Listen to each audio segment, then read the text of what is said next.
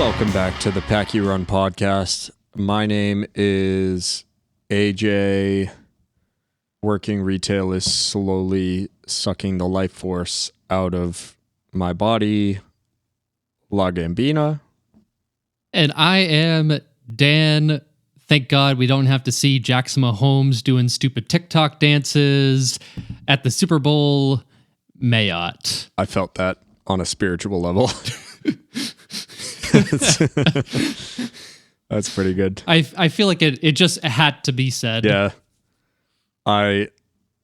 We've gone over it a million times. Patrick Mahomes is probably the greatest athlete in the NFL right now, but man, Jackson Mahomes His family is just get bent. Well, and his wife is no better too. Like after the Buffalo game, she was like spraying champagne all over like the fans. Like a cold night in Kansas City, and she's spraying champagne all over the fans. People out there in sub-zero temperatures, and God, it's hard to be a fan of the NFL sometimes, you know? Well, really, I'm just in it for the memes. And there are some good memes. You are the meme king, Dan. Well, there are some good memes throughout the NFL season. You're not wrong. And I'm for it. So today we're going to be talking about Tom Brady's retirement. Adam Scheffler messing up there for a couple hours. We're going to be talking Super Bowl and some music stuff, some music news, and we're going to be finishing it up with an album we've both been jamming out to and going just track by track with that. Went really hard on. Yeah.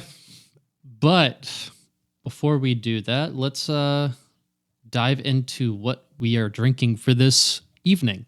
Yeah. So, is it nothing again? It's not nothing. But it's not. Is it a grapefruit? Geez, what's that seltzer? White Claw? It is not. It is a seltzer. It is not a hard seltzer. It is a polar lemon lime, just basic seltzer, because it's been a rough couple of months, and the same way that you decided to do a dry January, I decided to be a little bitch and take the shortest month to just do a little bit of sobering up and just take it easy. So I've got a polar seltzer in my Samuel Adams perfect pour glass. Just doing the old seltzer water tonight. Nice. I have one of those in my apartment. I'm not gonna say how I obtain it, but I have one. There you go.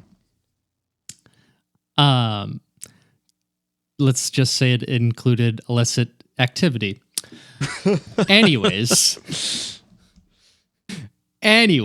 I am drinking plain Jane water with a little lime wedge. Nice. So kind of the same as AJ, except mine's not carbonated. We're on a health kick. Yeah, I don't know if anyone else is doing it. This has been floating around on Facebook or whatever, but I'm gonna do no alcohol on February 29th, February 30th, and the 31st of February. If anyone wants to join me, hit your boy up. Wait, is it a leap year? Wait, what the fuck? You can... No, AJ. There's AJ. How many days are in February? 29. Wrong. 28. It's 28. I don't know what I'm doing. I got you there. You did. You fully got me there. God damn it. Yeah, did you know Barack Obama's still the president? If only it were so. Did you know that Shaquille O'Neal is still playing basketball? I know that's not true because he's too busy trying to sell me Icy Hot. I would say something about Tom Brady here, but We're going to get into he it. just retired. And I think that's a perfect transition here. Flawless. Flawless transition. So Tom Brady. Tom, what's his last middle name? Thomas Edward. Brady. The third? Isn't he a third? I think he's the third. Or It's no, wait, he's a junior. No, he's a junior. Thomas Edward Patrick Hold on. Brady. We got to look this up. Because I just looked this up. Thomas Edward Patrick Brady. There you go. John Jacob God damn Smith. it. He retired after 22 years in the NFL. I think there are lots of things to be said about Tom Brady. I want to start it on, it's going to be kind of a somber note, but I think there's a couple of people around here that I know I've already told, but I'm going to say the same story anyway. The same day that Brady retired, I found out that a dear friend from down here in Nashville, whose name was Jake, Jake passed away at 63, and it was announced and it was going around on social media and stuff that Jake had passed away, and within 30 seconds I woke up and got notifications about Brady retiring and Jake passing away. It's kind of funny because for a guy that hated Boston sports, Jake had like an encyclopedic knowledge of Boston sports. And Really? yeah. And That's interesting. I don't know if Jake and Tom were in cahoots about this whole thing, but that's one of the interesting parts about Brady retiring is not only, 20 seasons and basically my entire childhood of watching the greatest of all time do the greatest of all time things. Now it's going to be forever tied to Jake giving me shit about being a Patriots fan. And yeah, so shout out to Jake and to the people that I've been hanging around for the past week. I know there's a couple of you guys that listen, and I know we're all going through it, but he loved the fuck out of us. And as much of a pain in the ass as he was, we loved him. So shout out to Jake. And yeah, the end of an era, man. How crazy is that? Like, we could probably spend a whole episode, 2 hours worth of just talking about Tom Brady and all the things that he has done and accomplished. And the national media has done more than we can do here on the Pack You Run. So we don't have to get into every achievement and everything else, but it is, like, as Boston sports fans, it's huge. Like, what does the NFL look like without Tom Brady? No, for sure. I mean, he is the greatest quarterback of all time, the most accomplished quarterback of all time, and the best winner. I mean, I can't say he's the best winner of all time because there is still Bill Russell with 11 championships, but he's arguably top 3 greatest sports winners of all time. I think, and go ahead. And I think the thing that's lost on a lot of people, especially who weren't there at the beginning, they forget that he was a 6th-round draft pick. He was not supposed to be who he is. He is not supposed to be where he is, being the greatest quarterback of all time. And his story is so compelling of just how humble beginnings and just how to work very hard every single day. And I think one of the interesting parts about that is the way that stuck with him. And I think for obviously not all, but I think a lot of Patriots fans, and especially kids like us that grew up with that, there was it sounds kind of ridiculous when you're talking about just like a multi-millionaire, multi-brand, like huge celebrity. But I think one of the things, and it's one of the things that I credit Bill Belichick with too, is like life lessons learned by watching those guys, right? Watching the games and the post game press conferences and things like that.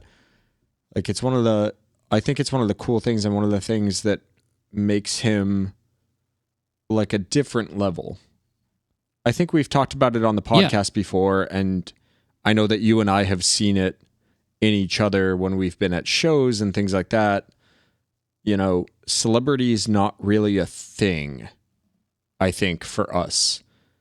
When it comes to musicians especially, I think both of us are just, they're human beings too, but we appreciate what we've done or what they've done, and we want to go and say something to them because of that.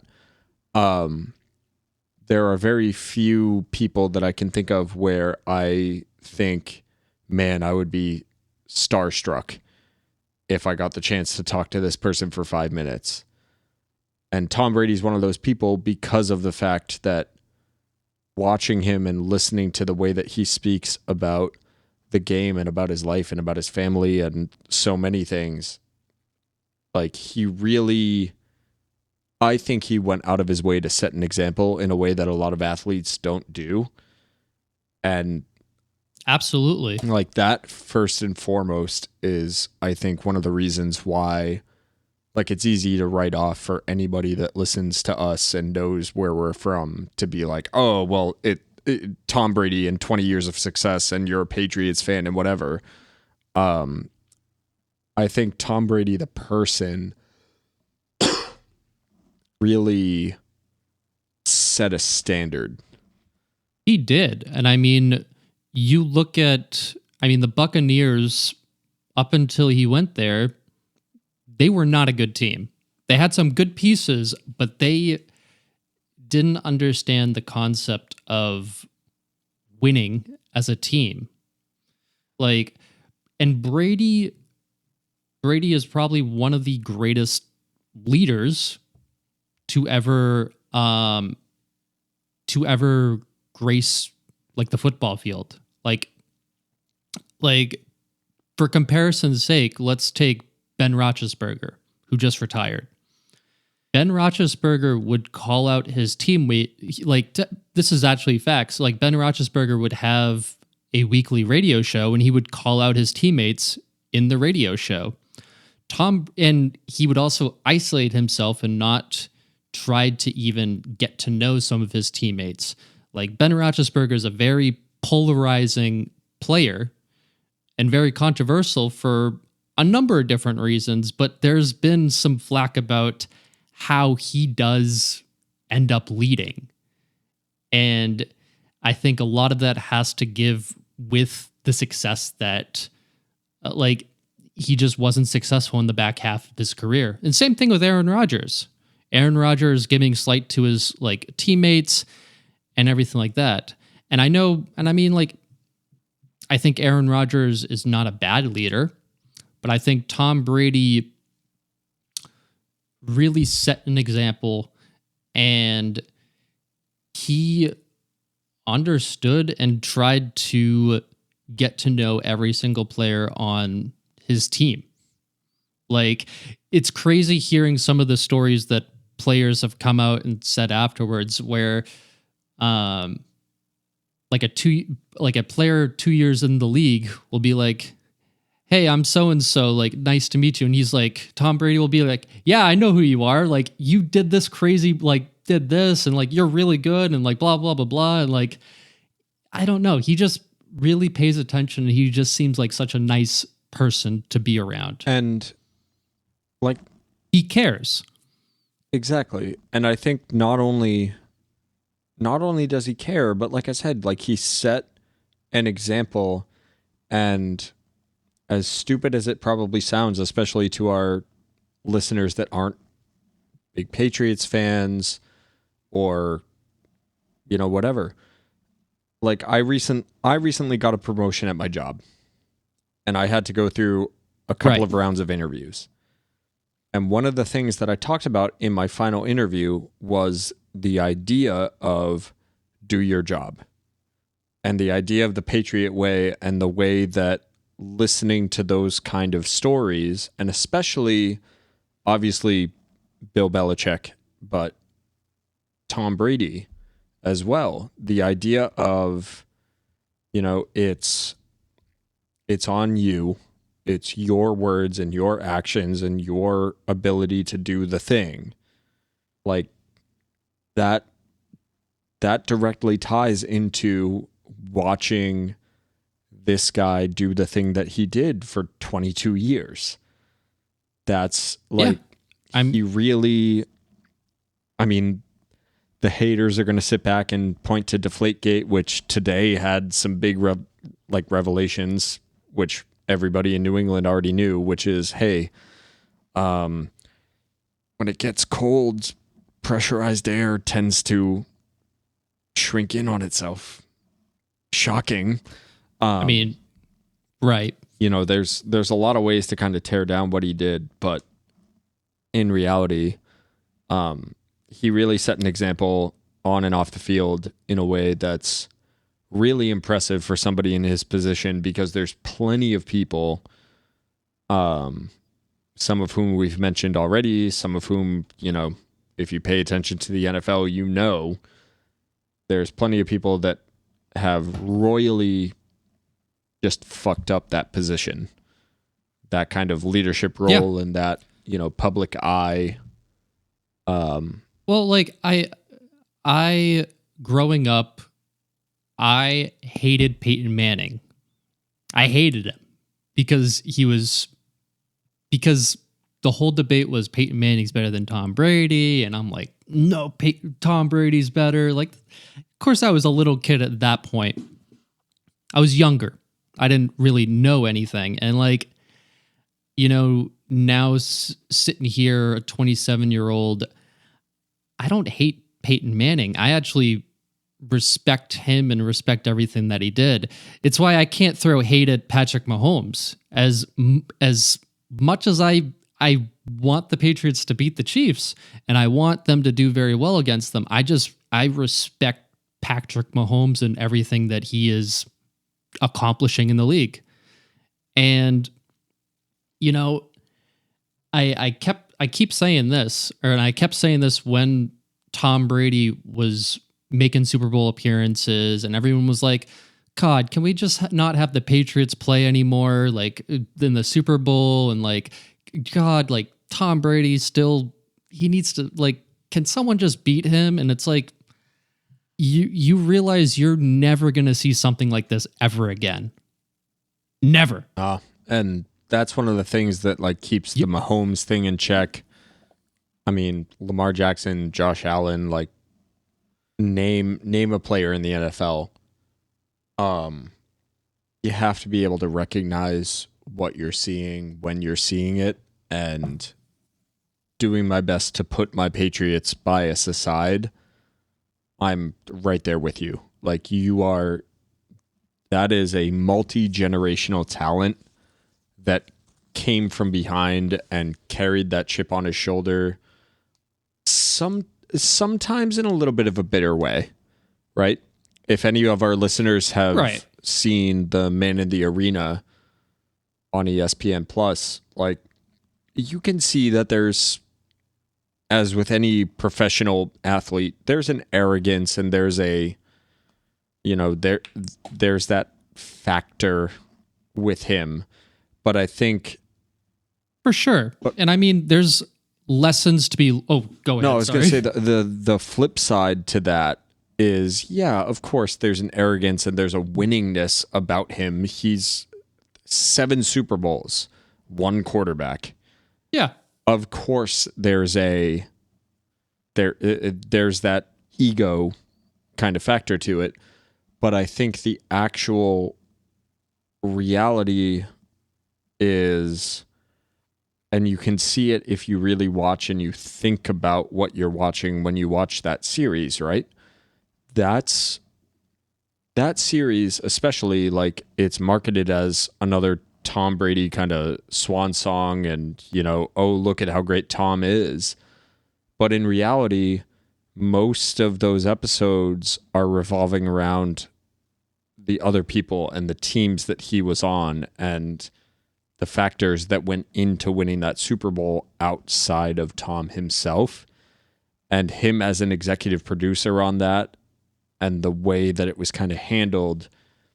Like, as a Patriots fan, yeah, there's bitterness in the fact that he went to the Buccaneers, but especially watching that series, it's hard to sit back and not be like, man, like, that guy gets it. It's a team sport, and he gets a lot of that glory, but it's a team sport.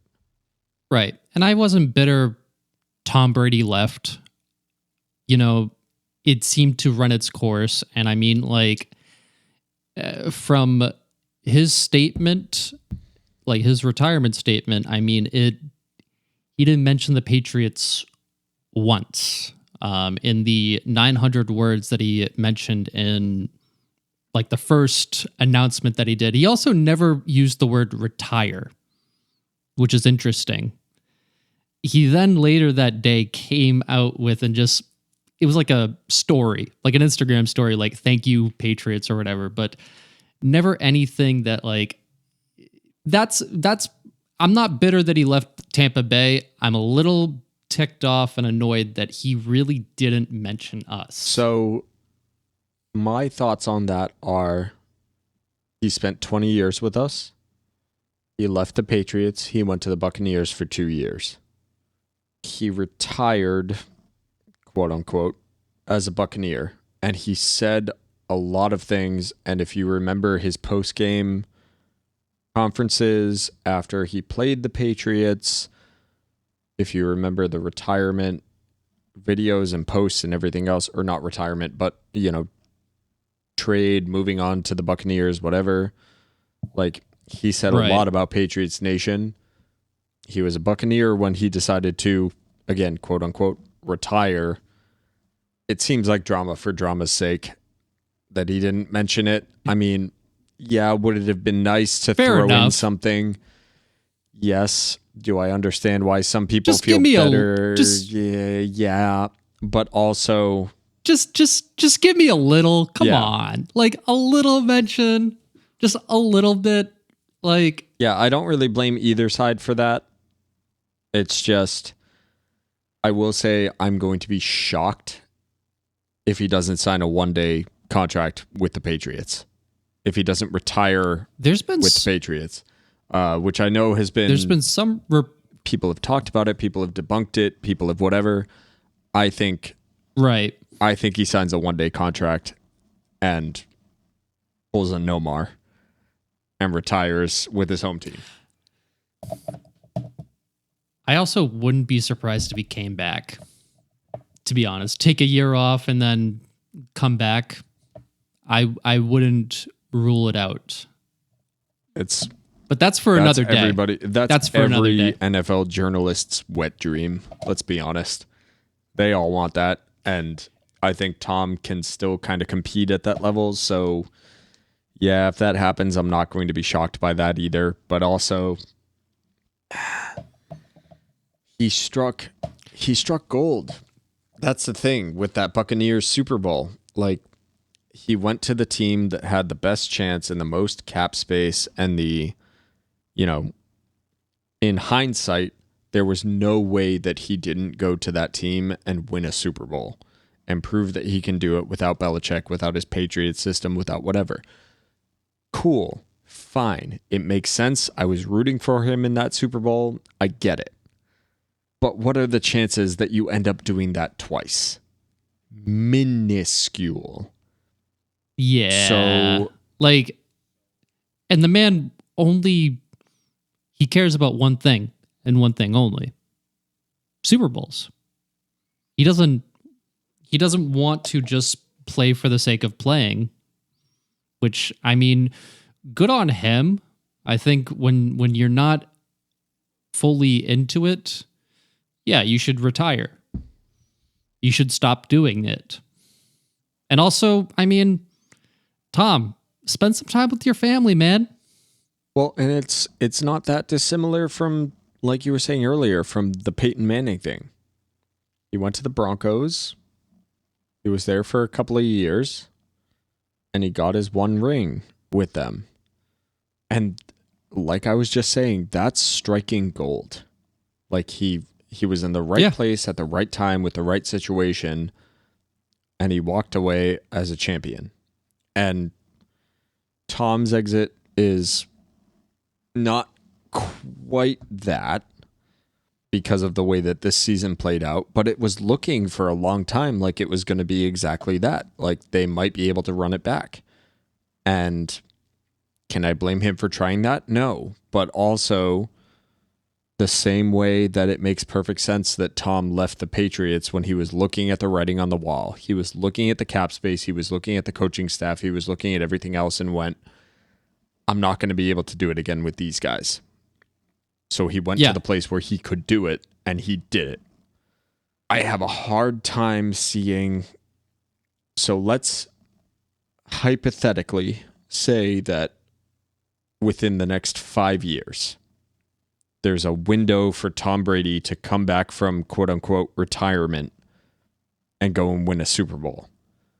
What are the chances that he finds a team and the right kind of dynamic and the right way to go and do it again and get one more ring? What are the chances of that happening right now as you're looking at the NFL? The only options I would see, and I mean, like, Tom Brady's, I hope he retires. I don't want to see a Brett Favre again, because Brett Favre really pissed me off with the amount of times he retired and then unretired and then, and I don't know. Maybe the Colts, maybe the Titans. Right now, if he were and I mean, maybe, but like, who even knows? And that's making my point. I don't think that happens. Like he absolutely struck gold making the move that he made when he made it with the team that he went to and with the, to use a Tom Brady word, with the pliability that the Buccaneers had. Right. Like that's a shot in the dark, and he took it, and it was a measured risk, and it paid off last year. You don't get two of those in this life. No way. All right. I think that pretty much wraps things up. I just want to, unless you have anything else to add with the Tom Brady talk. Congratulations, Tom. Like, holy shit. Yeah. I am so glad I got to watch that. What a great fucking career. And I can't wait to be in Ohio in 4 years. Yeah, I think you and I are going to have to make that journey. Well, I already promised my mom like 10 years ago I would do it with her, but I guess we can all squeeze in. I'll talk to Joe and Beth, who are in Florida enjoying sunshine while I'm dealing with 30-degree weather. So, hi, Mom and Dad. Hi, Joe and Beth. All right, let's talk about this Super Bowl coming up on Sunday, which I'm very proud of myself because I predicted correctly. Yes, you did. I predicted it. I think it's going to be a barn burner. I am ready for, I think, more than we've seen in the past couple of years.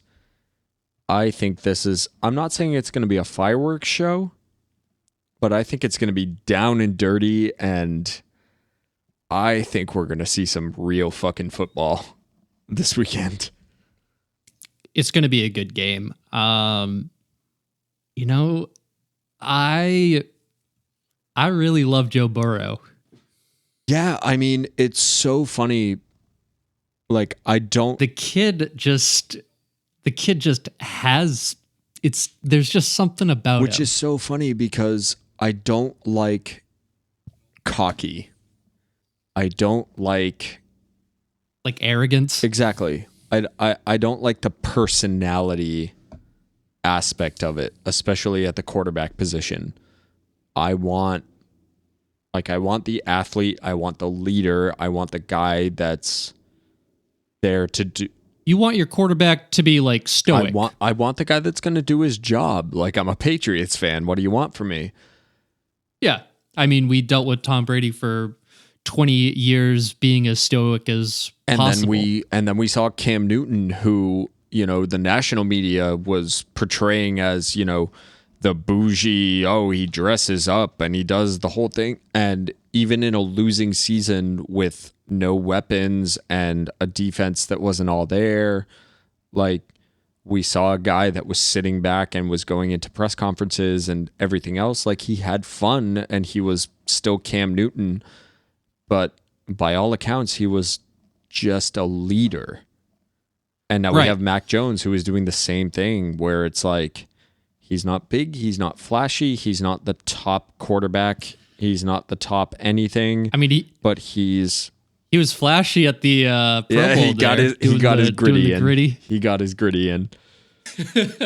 He has some fun, right? But like, on the whole, like, he comes across as this modest kid that's just happy that he's getting his chance to do the thing that he wants to do. Like, I love that in a quarterback. I love that leadership and that humbleness aspect. And that's the funniest thing, is that Joe Burrow has all of these, he's got these nicknames and people are trying to hype him up and people are trying to make him something. And then you watch him in his conferences, you watch him on the field, you watch what he does, and it's like, you know, for a guy that people are like, Joe Shiesty, he's got his diamonds on his necklace and everything else. Like, he genuinely seems like, I'm here for my team to win. That's awesome. He is. And I love his story. For those of you who don't know Joe Burrow's story, I mean, like, the kid grew up in Ohio, went to Ohio State, and sat behind a lot of athletes trying to eventually get his spot. Kind of like Mac Jones, kind of like Tom Brady. And he realized he wasn't going to get his shot. I think he also had some injuries at Ohio State too that really like derailed his career there. And he took his chances with LSU, transferred there, won the Heisman and the national championship. No one saw him as a number one draft pick going into like that draft. And look at him now. Like, he is, it's funny because Cincinnati's owner, Mike Brown, terrible owner, doesn't care about the actual play on the field, only cares about the bottom line.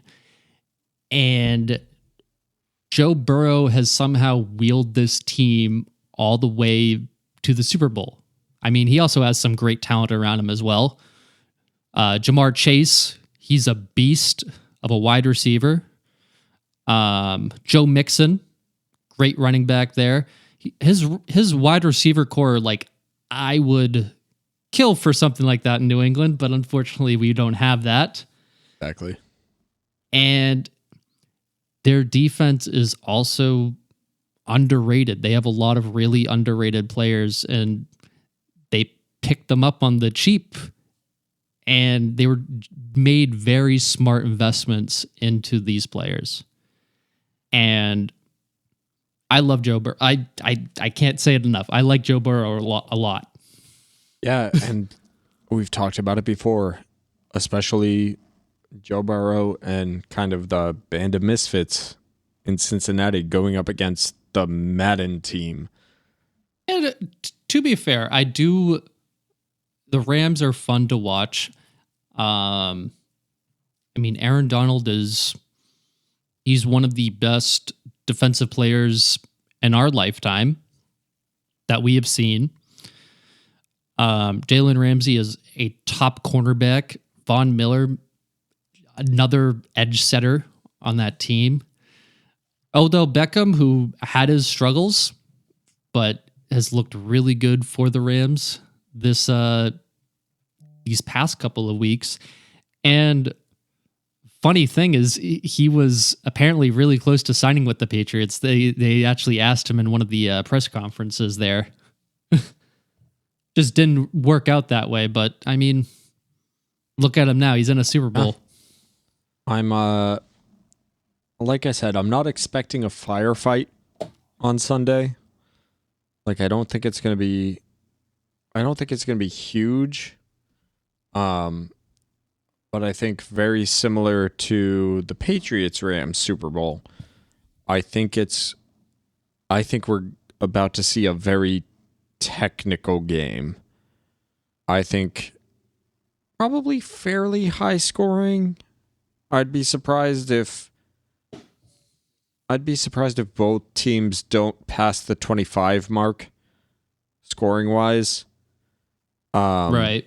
But I think it's going to be down and dirty. I think it's going to be a lot of technicality and a true chess match with a little bit more fireworks than we saw in that Patriots Rams Super Bowl, where it was really all about just defensive plays and who could kind of get the edge. I don't see either of these teams being that calculating, but I think it's going to be like, if you're a football fan, there's no doubt that this is going to be entertaining. Like the team that was bought versus the team that built it from the ground up. Right. And I'm trying to think, like, it's going to come down to key turnovers. Just like any other good game. Football games do. And I'm a little bit worried about Cam Akers. He has, 2 fumbles against the Buccaneers, and he's had a couple other really bad fumbles this postseason. And the Buccaneers almost came back in that game because of it. I think Cam Akers, if they really want to win this game, Cam Akers needs to hold on to that ball tightly. And hopefully Joe Burrow's line continues to hold up. They did play against the Titans and they got 9 sacks on him. His offensive line is terrible. And it's especially frightening with Aaron Donald and Von Miller and Leonard Floyd, all those great pass rushers. But, I would be happy if either one of these teams won, to be honest. Just based on the storylines that I care about. I care about Joe Burrow and him coming back last year after an ACL tear, and just how prolific he has been. And I care about Matthew Stafford because, man, you got to feel for him being up in Detroit for all those years, being on a bad team, bad franchisor, bad owner, and finally getting his chance to be a real winner. And this, I think before this week, everyone thought of Matthew Stafford as, his nickname was Stat Patford because he would pad his stats at the end of the game, like a blowout.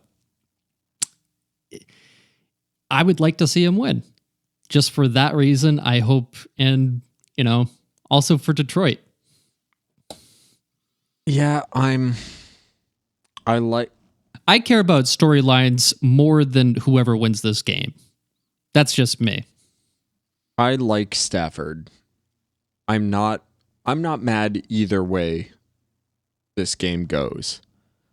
But my working class New England ass sits back and goes, you earn it, and you dance with the one that brought you, and you do the thing as best you can. And for that reason, I'm all in on Cincinnati, and I want them to win. That being said, I hear and appreciate what you're saying, especially considering the absolute shit show that the Lions are. Like, I'm not mad. I mean, they've been a shit show for 50 years. And I'm not mad. I'm not mad at the idea of Stafford winning.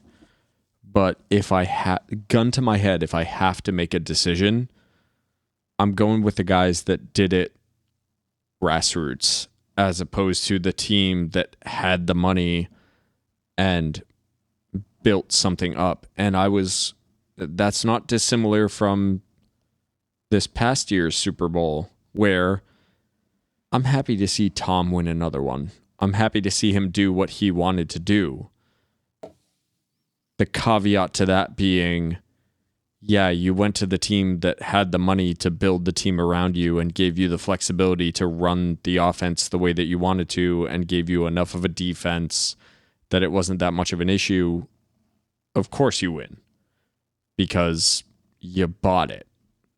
I don't want to. Well, to an extent, I'm gonna give pushback on that because I mean, like, yeah, they got Tom Brady in free agency and they got Gronk via trade, but everyone else, I mean, Antonio Brown, yeah, but like Mike Evans was there, Ronald Jones was there,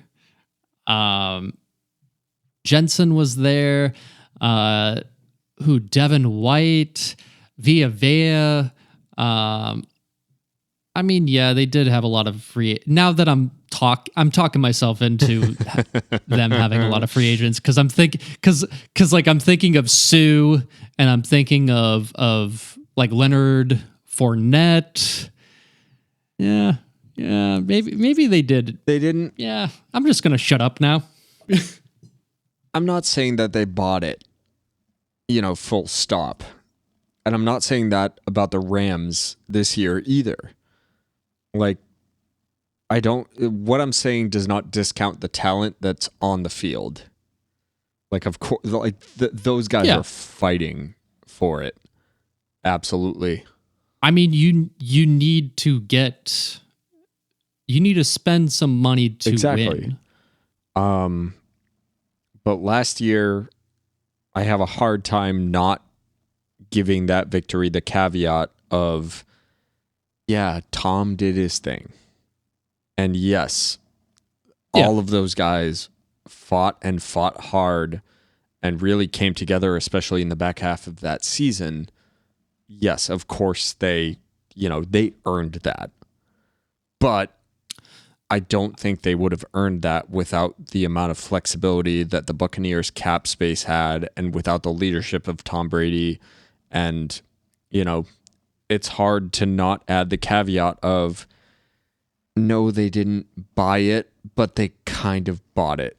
And if the Rams win on Sunday, I'm going to have the same feeling of, yeah, they earned it. And like, I like Stafford. Like, what a way to go from just a abysmal franchise to moving to the Rams and to getting a lot of talent around you and another home team win for the Super Bowl. That's a great story, and I don't want to take that away. But also, in my mind, you kind of bought it. You didn't actually buy it, but you kind of bought it. But I'm going to give pushback here. And I think it's interesting how the Rams built their team. I mean, they haven't had a first round pick, their own first round pick in, what is it, since like 2016, 2017. They don't have their first round pick until like 2025. And I think what it really says is, I think what they realize is the draft is kind of a crapshoot. We've talked about it before. It absolutely is. We've talked about it several times. We don't know if a player, just because they have high potential, they test very well, they have the highest vertical and the fastest 40, it doesn't mean they're going to translate to the NFL. Exactly. Just because someone is a top draft pick, I mean, they just used the tools that they were given. Every team is given the same 7 picks year to year. They chose to use their picks like that. And that doesn't really bother me. I don't think it bothers me. It's just they had the capital and they had the ability to make the moves in a way that. Well, then what's wrong with using your draft assets on someone who's already more established and someone who they don't need to develop, they can help you right away immediately. I see nothing wrong with that. I don't see anything wrong with it either. It's not right or wrong. It's not black or white. It's just preference.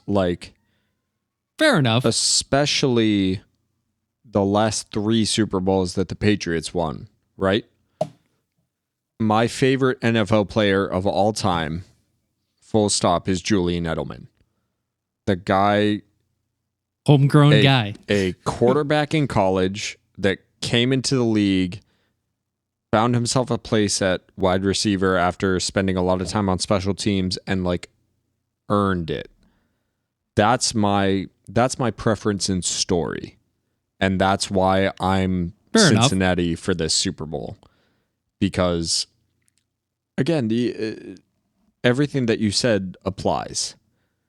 And like I just said, I'm not mad if the Rams win because, man, for Matthew Stafford to go through what he went through with the Lions and the way that his trade to the Rams kind of fucked up the entire league that offseason, that's if the Rams win, well deserved, and they use their money wisely and they use their capital fiscally and I don't know what the word is, emotionally maybe. They really went and built a team. I'm not mad at that either. But I like the grassroots. I like the homegrown, and that's why I'm all in on Cincinnati for this weekend. They went and they did it the way that I'd like to see people do it, and that's win or lose. I like that. Yeah. I mean, I want Cincinnati to win. I just like giving a little bit of pushback occasionally because, sometimes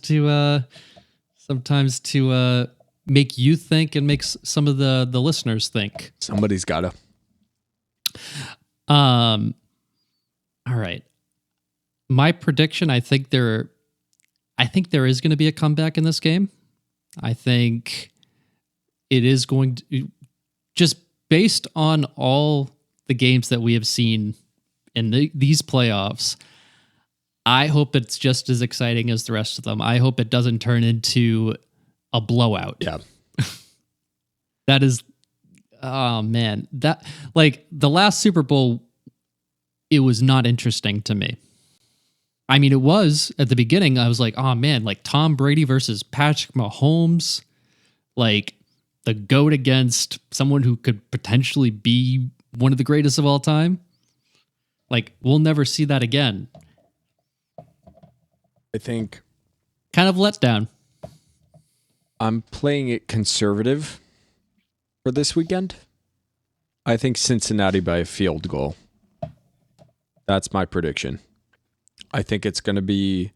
I think it's going to be dirty. I think we're going to see I hope that we see some real football. And I think Cincinnati wins by a field goal. And that's what I'd like to see. I think I'm going to give it a touchdown. I'm going to do a little bit over on that. I think it's going to be 30-27. All right. And I think that's going to be a solid game. I think it's going to come down to a late touchdown. Somebody just breaks away and I think that's I think that's going to happen. I think, and you know what? To even put it further out into the universe, it's going to be Joe Mixon. we're making real predictions now. Damn, if I get this right, just call me Rain Man. Here we go. I doubt it's going to happen. But who knows? Who even knows? Well, I think we'll get another 2 podcasts in 2 weeks because I think it's going to be a good game, and I think we're not going to be able to stay away from the microphones. Hopefully. I hope. And I hope the halftime show is great with Dr. J, or Dr. not Dr. Dre, Dr. Dre, Mary J. Blige, Kendrick Lamar, like a bunch of other. I think it's going to be really fun. I think, Super Bowl is one of my favorite holidays. Yeah, I think my real prediction is that this is probably going to be, I think this is going to be one of the better Super Bowls that we've seen in our lifetimes. I think. Ooh, that's bold. And I'm not just talking about the game itself. I think overall the entertainment value, the competition, all the things that make the Super Bowl. I think with the lineup that they've got for the halftime show, I think the teams that are going at it, I really think this is going to be the kind of Super Bowl where we go back and we watch the YouTube clips of the halftime show. We're going to watch some of the highlights like for the rest of our lives. I really do think this is going to be a better Super Bowl than we've seen in a couple of years. You know, yeah, I wouldn't be surprised. I think there's going to be a lot of boomers that are really mad at the halftime show. Who cares? Bite us. This is our show. Anybody that's the least bit familiar with the rap game is, I think, going to really enjoy this halftime show, and I think the actual game itself is going to be really entertaining. So I think we're definitely going to do a Super Bowl heavy episode after the fact. And then the NFL is going to be done for the season. We're going to have some sports kind of stuff, but I think we're probably going to lean pretty heavy on the music stuff for a bit after this. So I know there's a few of you that really only listen to this for that, and I hope you tune in. Yeah, hopefully you check it out. And things pop up in the off season all the time. I think in the next, maybe not next episode, but I think probably one of the upcoming episodes, I think we will go over the lawsuit pending against the NFL that Brian Flores has started. I think that's probably going to be coming, and that's going to be a heavy episode and a heavy topic that I think we're just not really prepared for at this very moment. We know that it's happening. I think at least we want to acknowledge it, but we want to gather as much information as possible. Don't want no hot take chamber for that. We need facts, and we need to be able to speak proficiently on that kind of thing. Absolutely. And probably with that episode too, we would probably talk about maybe some offensive coordinator candidates, which, by the way, Joe Judge is back as an offensive assistant. A little bit of a fall from grace, I think, but, good. My favorite thing was him hosting a beer and pizza party like the day after he got fired from the Giants. They're kind of a mess right now. I mean, at that point, fuck it. Just go for it. Yeah, absolutely. And I think that pretty much covers everything with the Super Bowl. And let's hope for a good game. And let's get into some music news. All right. So after an impromptu little break there, let's talk about music news. And one of the big ones coming out in the past week or so, week and a half, has been the Joe Rogan, Neil Young fiasco. Yeah, I mean, we've gone in on Joe Rogan a little bit on this podcast, and well, jokingly, maybe we haven't, but maybe that's my understanding of it. The guy's an idiot. Anyways, but I think, like, considering the way that this podcast goes, right? He's no more of an idiot than we are. And I don't really enjoy his podcast. I don't like his whataboutisms and his ability to just kind of stomach a lot of bullshit, basically. My issue with this Joe Rogan, Neil Young, Joni Mitchell, I believe, pulled her stuff. Yeah, Joni Mitchell also. And I know that Failure also took their stuff off of Spotify. And I heard there were some talks about like Foo Fighters, and there were like talks about some other ones. So here's my issue.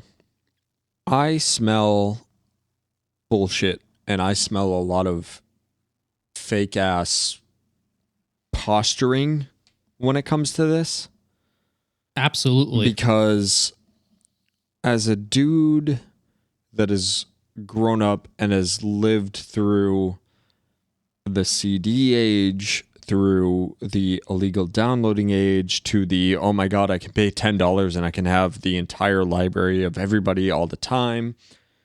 Artists with a capital A, actual artists, get paid less than pennies on the dollar for their art because people can stream it and they don't have to feel guilt, and they're doing it in a way that's legal.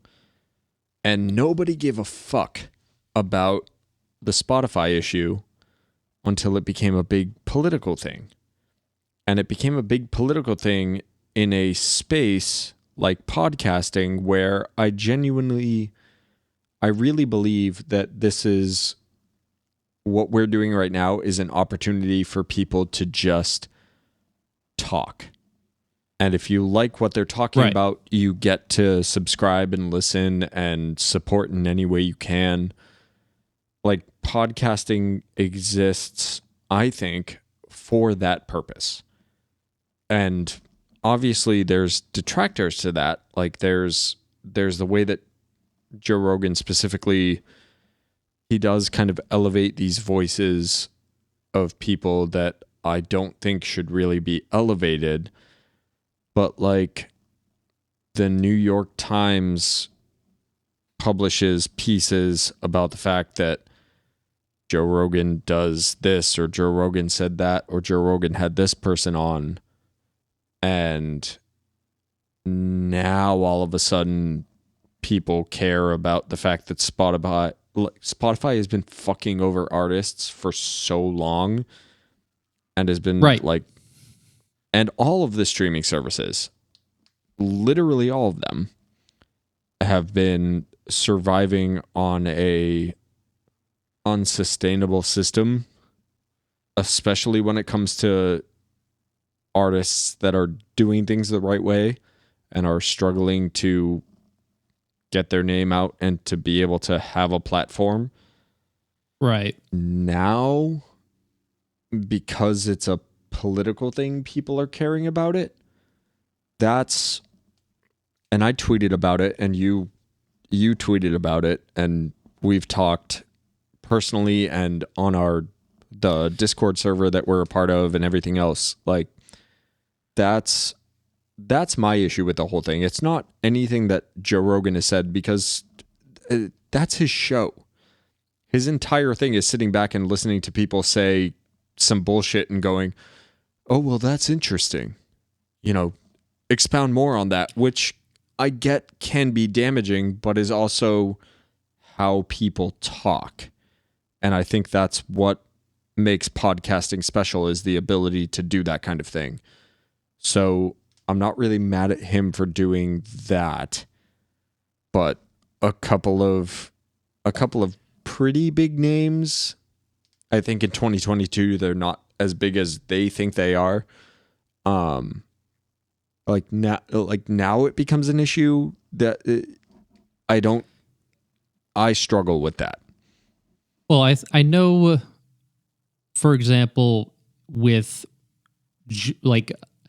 with people in Neil Young and Joni Mitchell's age, they dealt with the similar misinformation, the whole vaccine, people giving pushback on the vaccine, with the polio vaccination back in the day.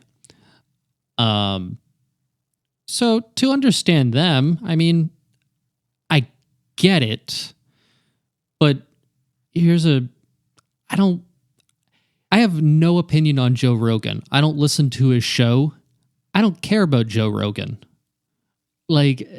That's where I stand. If the fact that Neil Young was it's either him or me, and it's Spotify is going to choose the person they're paying millions of dollars to, Joe Rogan. Is raking in millions of dollars for them.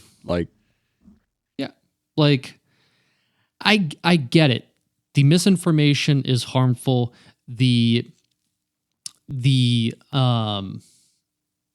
Bringing people that probably shouldn't be having a big such a big platform, maybe that's a little bit wrong, but I mean, if we're going to talk about people on Spotify's platform, how can you sit there when, someone like R. Kelly or As I Lay Dying or Michael Jackson or John Lennon, one of your contemporaries, all did some pretty heinous things.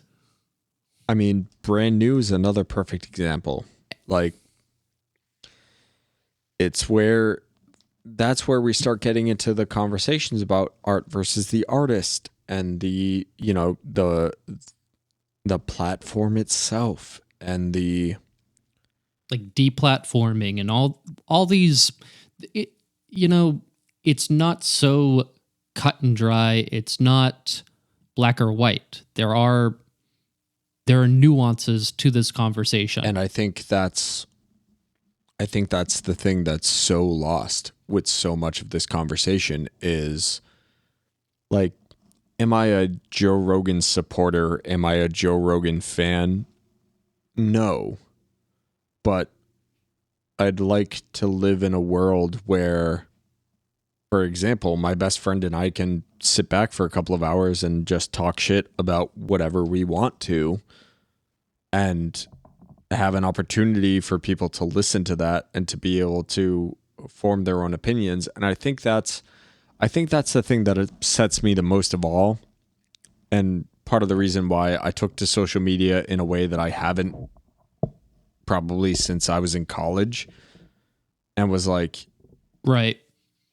you guys are fake as fuck. Like, because it's become a story and because people are commenting about it on social media, now you can't, like, you don't fucking listen to Neil Young. I know you don't listen to Neil Young, but you're gonna go and tweet about the fact that you stand with Neil and with Joni Mitchell, like these artists that you don't give a fuck about, because it's the popular thing to comment on that. Like, that's my issue. It's not support of Joe Rogan and the fact that, like, honest to God, 9 times out of 10 when I listen to him, I'm like, man, this guy is dumb. Like, man, this person that he has on is absolutely fucking just an idiot. But, like, I feel like the same way that people probably listen to the two of us, and especially me, talk about the Patriots or about football in general, and they're like, man, this kid doesn't know anything. Like, I'd like to be able to be afforded the same platform, and like, don't, like, the band. Yeah, maybe I'm just old. Maybe. Right. I mean, like, I know, for example, like during this same time period, Anthony Fantano, the Needle Drop, internet's busiest music nerd, he posted a video why he's canceling his Spotify. And, you know, I was like, going into that video, I'm like, I didn't know that he would care about that kind of stuff. And, you know, he doesn't give a shit about that. He's like, you know, Spotify simply doesn't pay their artist. And you should honestly be supporting artists by this way instead, not streaming.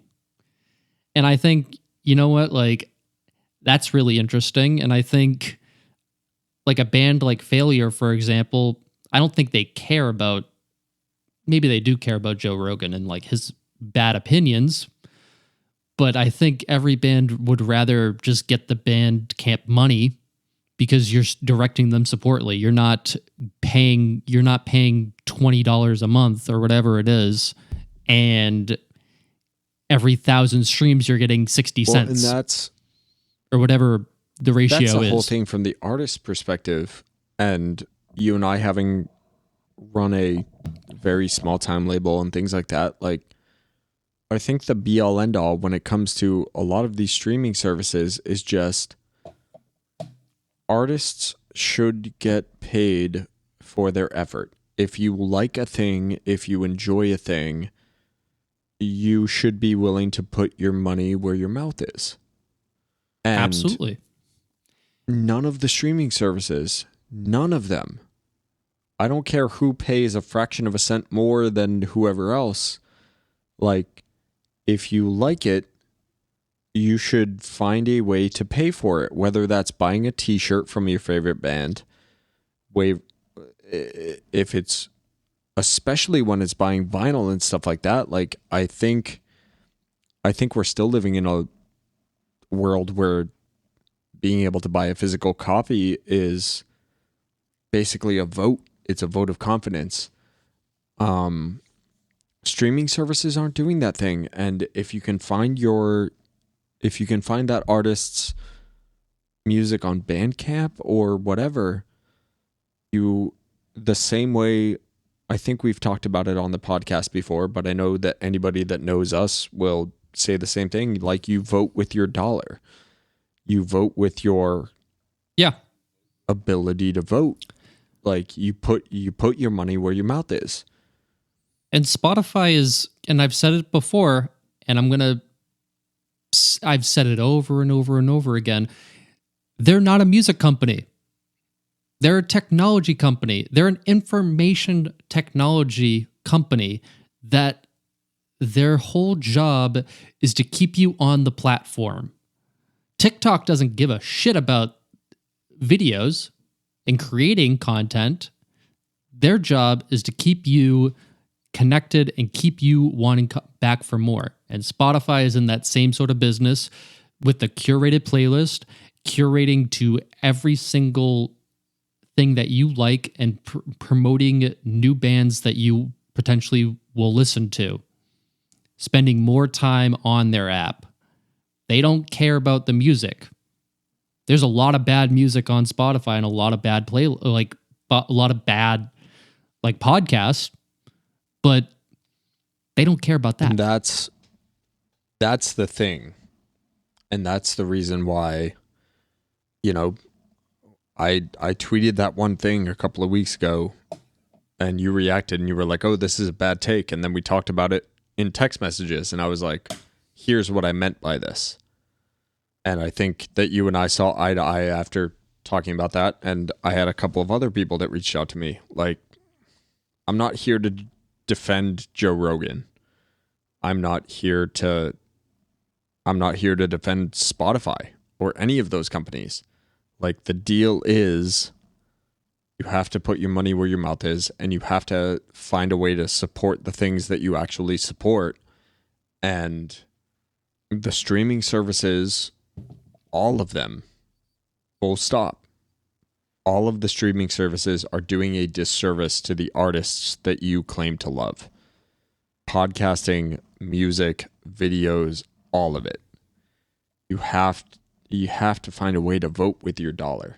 You have to find a way to support the people that you want to see succeed.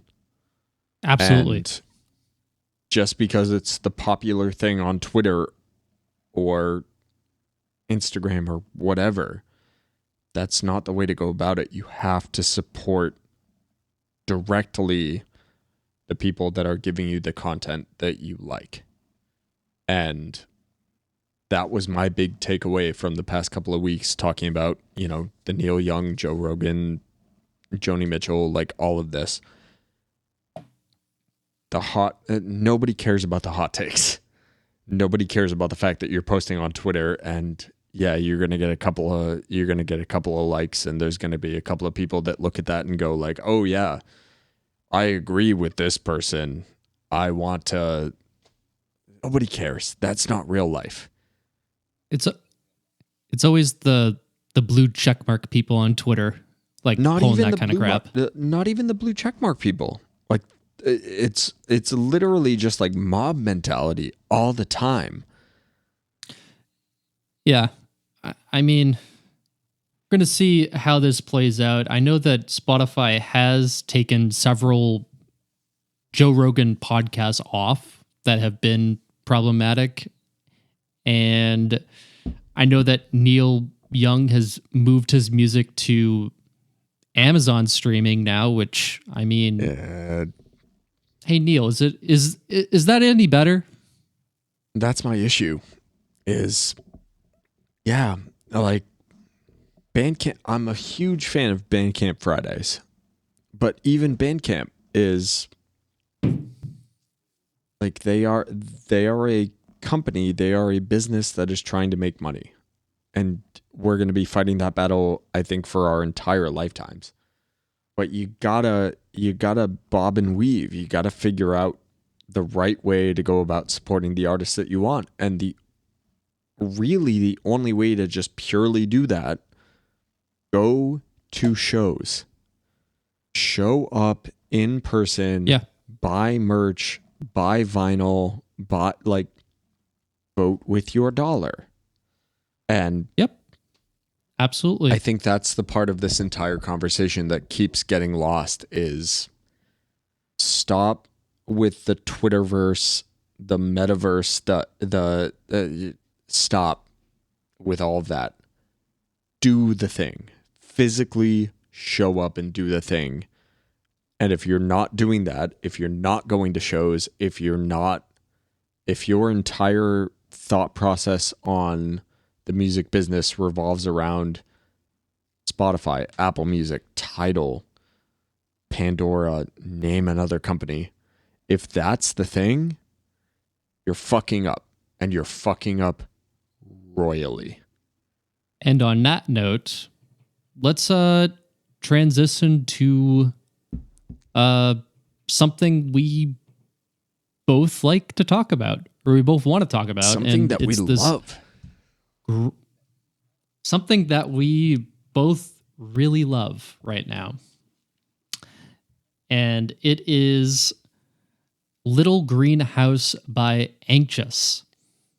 Remember when Title Fight was a thing? Yeah. But like, I have been following this band for quite a while. I remember when we were living in the Derby house, and I don't know why I remember this specifically, but like I remember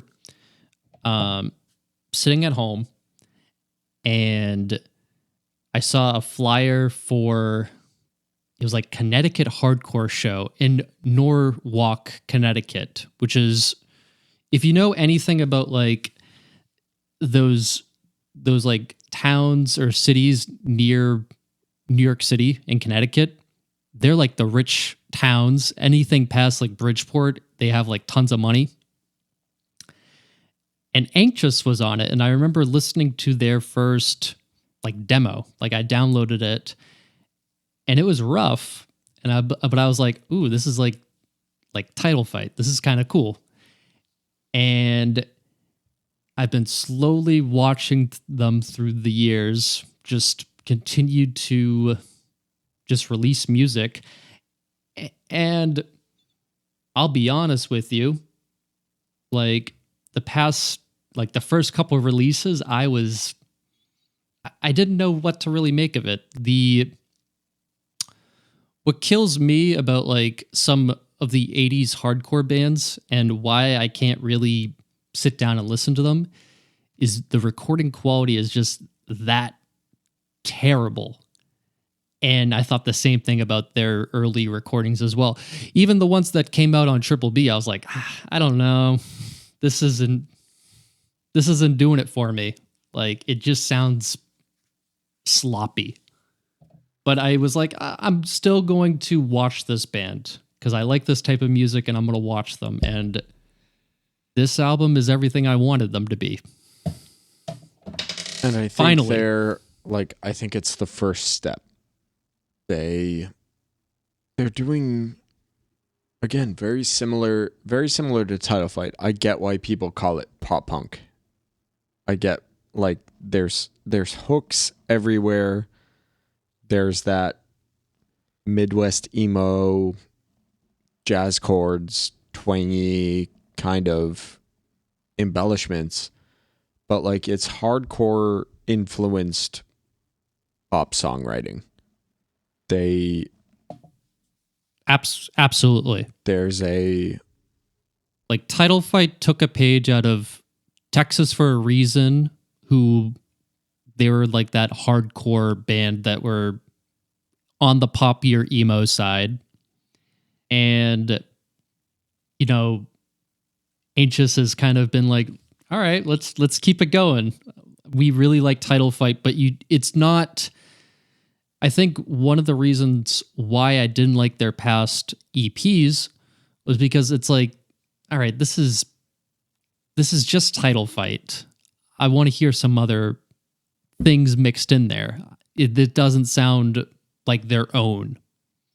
This album really, it exemplifies Title Fight, but I wouldn't say like that's the only soul band that you hear in this album. I would say that the reason why this album gets those Title Fight comparisons is because I think a lot of people wanted this album out of Title Fight's last album, Hyperview. I think that based on Floral Green and some of the EPs and even Shed, I think people were waiting for Title Fight to go more in the direction that Anxious is going in right now. And Title Fight went more in the experimental, shoegazy, chorus pedals on all the guitars. Like, Title Fight went in a direction that was a little bit ambiguous. I think this is the album that people thought they were going to get out of Title Fight with their last one. And I think that's why those comparisons keep getting drawn is, yeah, you hear it. I think it's In April or Growing Up song off of this album by Anxious, where you hear some of those little just single note bends and things like that are very reminiscent of Floral Green in a poppier soundscape. Like, this is what people were expecting, and then they got Hyperview, and Hyperview was what it was, and I love that album. But Anxious is coming out of the gate with an LP, their first one for Run for Cover, where it's like, oh, this is, I think this is what people wanted from Title Fight. Well, and I mean, I respect Title Fight and their decision to go the way that they did. I think Hyperview as a whole is it's not my cup of tea. It's not what I prefer, not my preference, but I respect it creatively and I respect their direction of where they took it. You can't make the same album every single time. It was just a little, to me, it was a little too left field. If I could make one comparison to this album, and I mean, especially when I've heard the first song on this record, Your One Way Street, I immediately thought, holy shit, this is the album Milkshakes could have to give some background before I started to get a little too ahead of myself there. Milkshakes were a Connecticut band, kind of in the same vein. They were like on the pop punk, like emo side. I think they broke up just before Anxious was a band, but if you listen to, and I think this is going to be my recommendation as of now. It's a little early for it, but I think I'm just going to go ahead and say it. Listen to the album Jubilee by Milkshakes. It's a fantastic record, and I would say this album reminds me of Milkshakes. And when I heard the song Your One Way Street, I was like, this is the album Milkshakes should have came out with or could have come out with, and everyone would have loved it. I miss that band. I miss that band too. Shout out to them. Let's get into the meat and potatoes of this band, or this album rather, and start off with Your One Way Street. Again, we're talking about intro tracks that just give you an idea of what you're in for. You can hear the hardcore, the Youth Crew kind of influences. Lyrically, it's just emo. Yeah, it goes straight to the point. Really good chorus. I love the lyrics are great, but also the instrumentation is. I love that little like pause with like the drums and like the drum roll there. Like feeling something's leaving. I can't change what's happening. You said you're why this is sinking. No one's to blame. We both have changed. And then there's like that little, this is a short song, 2 minutes and 17 seconds, but you get that little key change. Like I think right before the, like the second chorus, and it's like, holy shit. This is my favorite song off this record. I was immediately This hooked is in. my second favorite song off the record. There's one that I think outdoes it, which is weird. Um, but yeah, I'm right there with you. Like, it's more than just, oh, you get what you're, you get what you're getting into.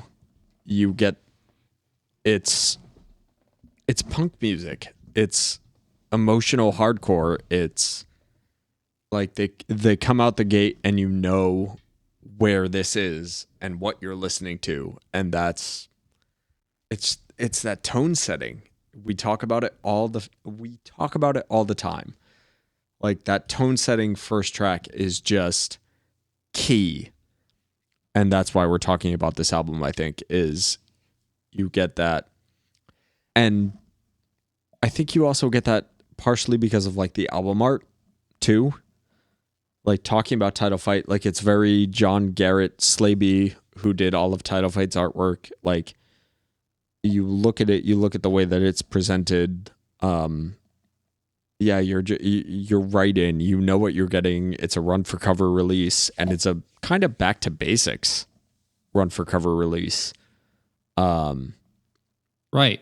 Like just Like we haven't heard a release like this from Run for Cover in a couple years now. Like it leaves you with that feeling of like, you know what you're getting into from the album art all the way through.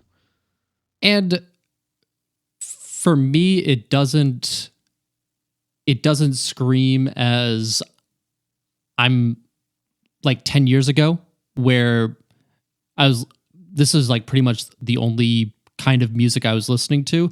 Like it feels like a modern update on all of this. And to me, the production and the mixing is flawless on this record as well. I think it's well done. It was done by Chris Teddy from The World is a Beautiful Place. Yeah. The World is a Beautiful Place, and I Am No Longer Afraid to Die. It's I just does this thing. I think it's a little bit crisper than a lot of the stuff that we've heard from Will Yip lately.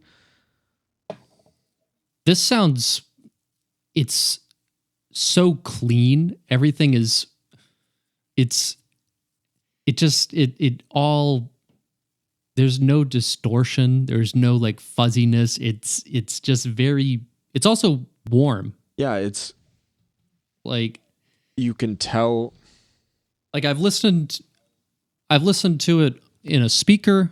I've listened to it in my headphones because I think you get two different perspectives listening to on two different devices. And I think it sounds better in headphones for sure, but still fantastic. You can tell that it's produced and that it's a studio record and that they put a lot of time and effort into that kind of thing. But yeah, it is also, I think, indicative of what this band is. There's an authenticity to the production that I really kind of enjoy. Yeah, for sure. So the next song on this record is In April, and it's another real banger here. Not a lot of like really, I mean, they really took their time with this, and there's no real bad song on it. There's no true filler. 10 songs right to the point, and this is another example of a great, well-written, like emo pop punk song. Yeah, and it follows up the intro really well.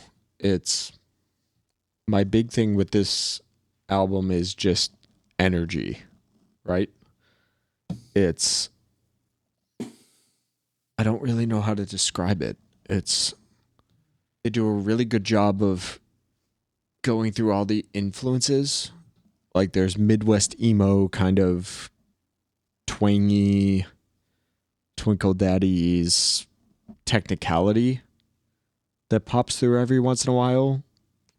There's some jazz chords, which is why everybody listens, especially if you're listening to the guitar. there's no way that you listen to this album and you're not like, oh yeah, Title Fight. Like, Yeah, you get that little like before the lyrics get in, there's that little like Exactly. like that little like lick right there. It's like, oh, that's like everyone stops and you just hear that and like you go straight into the vocals. Feel my tears wipe away from my hot face. See you undo the stresses of the day, but for some reason I find I'm turning away from love you proved to last more than just a season. and even just that kind of like poetry aspect to it, again, is one of the reasons why I think a lot of people are comparing this to Title Fight, where it's just like this band is offering a lot lyrically while still keeping it energetic but interesting instrumentally. It's a, Yeah. yeah, I mean, And I mean the structure of this song too. I mean you get the intro, then you get straight into a verse, a pre-chorus, which the pre-chorus is how could you know? How could you have known? And then like you get like that little drum fill there straight in, and it's like a huge chorus of I don't want to say gang vocals, but it that's what it getting sounds there. like. I mean, it's huge. And would you say this is one of your favorite tracks on this record? Um, it's up there. I mean, it's one of the cool things about this is we're gonna say it 1.5 million times on this episode. Very similar to Title Fight. Take a shot every single time AJ says title fight. You're gonna be done by right about now. You're gonna be blackout. Um, Say it. Say it again. it's one of the reasons why this album is very reminiscent of Title Fight. Individual tracks are not, I don't think they're the point. Like the album as a whole from front to back is like listening to the piece of art is the thing, right? I think Right. that's why people have compared it so much to them, why this album is successful in the way that it is. It's that here's 10 songs front to back sequenced, put together the way that they are. That's very much what Title Fight used to do. So It's a Yeah. quick album. And it sequences very well. I mean, one song stops and immediately you get no I mean, luckily you do get relief in the instrumentation and you do get relief with the songs, but you get there's no real break for music at all, which yeah, I enjoy that a lot. Next we have Growing Up Song. which is an interesting title considering the fact that like half of the band members are 14, I think. Like they're actual, Are they really? we've got actual teenagers playing in this band. That's and insane. some members that are shared between them and One Step Closer, which we've talked about. I don't know if we've talked about them on the podcast, but I think we've mentioned them. We've given them like a yeah. a bloop, like one of those. It's You're at a loss for words. somebody stomp for me. It'll be edited Yeah, out these- anyways. This band feels kind of lyrically, especially this song feels kind of high school, and I don't mean that in a derogatory way. Like this is a coming of age kind of anthem, which is, who's shocked by the fact that it's called Growing Up Song. And I mean, there's a million of those type But of songs. it feels very like lyrically, this is the song that kind of gets to me. Just remembering that discord. Well, you're kind of like far removed Yeah, from that life too. But it's funny how this is the song that kind of brings you back to those feelings. And that's why I brought up the age of the band members, is just, it's really kind of impressive to look at the lyrics on my screen while also having heard this song more than a couple of times. Like there's a maturity in the way that they approach it. Like we've talked about it with Take 'Em Back Sunday, with Fall Out Boy, with some of the other albums that we've talked about, like Angry White Guy, I Don't Know What I'm Doing. Just lyrically, that kind of feeling. And this hits that same kind of note in a way that's way more mature. It's Like, give us some examples. so like I look at these lyrics and it feels breakup song y, but it's not that anger or resentment, or it's not biting. It's just like it comes across as that like realization of, this is ending, this is weird, we're getting older, we're moving on, we're doing these kind of things. But that bitterness and resentment isn't there. It's just very much like, it's that resigning, I guess. Maybe I'm reading too much into it because of the shit that I've gone through for the past month or two. But like, Yeah, and it's one of the reasons why I've been so attracted to this album, is like, these kids, I've got at least 5 years on anybody in this band, and to look at the poetry of it is, it's impressive to see that kind of, I think the word would be dexterity for the writing itself, but whoever is writing it has like an emotional maturity that I did not have at 5 or 6 years ago. yeah, I mean, yeah. Like as the older I get, I shoulder subtle. I shoulder subsides. I don't care at all. Have you want put to bed, but don't turn out the lights. I don't care at all. You Like get that's that, the chorus. You get that kind of teenage, I don't give a fuck kind of thing with I don't care at all. But I think the way that it's presented in the first place, like, I mean, lyric number 1, I'll take my time to see you from the other side. Like, that alone is, I think, emotional maturity in a way that you don't really see in a lot of these kind of songs. Yeah, for sure. Maybe it just shows that younger generation are more in tuned and go to therapy, unlike taking or Jesse Lacey or Take 'Em Back Sunday or Fall Out Boy or any of those other bands. That might be true. Anyway, I think we've exhausted that one. How about More Than a Letter? That is the 4th track on this one.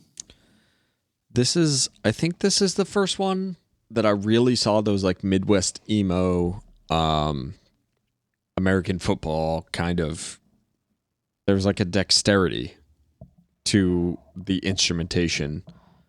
And you see that a lot throughout the album, but it's really like, I think it's the impressive part of the album as a whole, especially this song, but taking it as a whole, you see there's a lot of different subgenres of emo and punk and hardcore and everything else, Youth Crew, especially when you're talking about the title fight thing. Like, there's a lot of different avenues that can be taken, and the people that subscribe to those genres are very steadfast in their support of those things. Like, that's the sound that they want. And I think this is one of those songs where you kind of see them take, I mean, everybody says it when they're reviewing albums. They took this from that, or they took this influence from this band or whatever. Right. I think it's one of the things that's so cool about this album is that it's not just, you know, the person that's reviewing the album can recognize this one little part or this one chord structure or whatever and go, oh yeah, you got that from this. I think this is one of those songs where you actually can hear, oh, like, there's this pop but still kind of punk structure that they got from Jimmy Eat World, and you get this kind of intensity and this lyrical prowess that this band probably got from Title Fight or any of those No Sleep, Run for Cover kind of records. But also there's an edge to it, and there's a thing about it that tells you that, oh yeah, this also comes from hardcore. Yeah. What I'm impressed, I mean, like, we've had some high energy songs to start off with, and especially vocally, like, the vocals in this song are kind of monotony, but I don't mean that in a bad way. I mean it in, it suits the way that this song is written, like, kind of down in the dumps, kind of like, you exist as a letter, like, but it's just so well done. I think obviously they have two singers. I don't know who sings what part, but they both work very well with each other. Yeah, there is a little bit of that. Like, it's kind of that duo vocalist thing. It's influenced by the duo vocalist thing that Definitely. like Taking Back Sunday and them would do, like that Long Island hardcore kind of staple, but it's really put through a different lens. I like it. I appreciate the way that they do it. Yeah. It's that moves great. on to the next song, Wayne, which is the acoustic song. It's kind of I think it's the side A to side B kind of transition song. Yeah. I would say that. I don't have the vinyl record in front of me. But that seems to be the best I haven't bought guess it, but for it. I think I've added it to my Discogs. I gotta get this. Of course. Let this be the point in the podcast where I tell you, if you haven't gotten this album on vinyl, you probably should. I mean, it's one of the albums that like sold out pretty quick. Like, they're already on the second press with Run for Cover. Deservedly so, man. Yeah. So and hopefully there are some copies at the record store that they went shopping at, and they did a record store shop. I haven't watched it yet, but it's in my to watch playlist on YouTube. If you haven't seen, I forget what the series is called. Record Selection on the Run for Cover YouTube page. It's no Tuesdays with Tay, but it's up there. I like it. Well, it's great, and I have mentioned the record store that they went to before on this podcast, Want to Hear It Records. And if you're looking for some place that has a lot of hardcore and punk records, go check out that place. That place is fantastic. But let's talk about Wayne. Again, lyrically, I think like a lot of the vocals are kind of they're not buried in the way that a lot of more shoegazy art rock bands are. They're still kind of buried. And I think that's one of the things that makes it so interesting is being able to go through the Genius playlist or just, putting the album on repeat. Yeah, I've been going through some shit.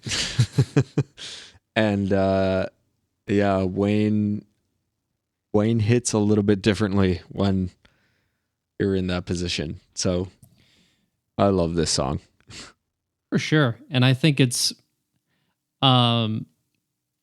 especially when we're talking about an album, it has its place, and I think it's a good break from what we were listening to. And I think especially the next song after it, Speechless, which is the heaviest song sure. on this record. This kind of like it's like having ginger when you're eating sushi. Like Yeah. it like clears your palate. Like it's a palate cleanser. And I think it's good. It's well done. It doesn't offend me. I think some bands overdo it with the acoustic tracks, For sure. and they just end up being cliche. This is good. I know that we're not adding too much to this song, but there's not really much to say. Sorry, guys. It's also 10 o'clock at night, and I'm sorry that we're kind of losing steam here. Let's We're go. going to try to pick it up. Speechless. All right. Speechless. Banger. Just banger. Like, it's tied for second favorite. This and the opener are the two where those are the two songs where it's like, okay, this is this band where they are.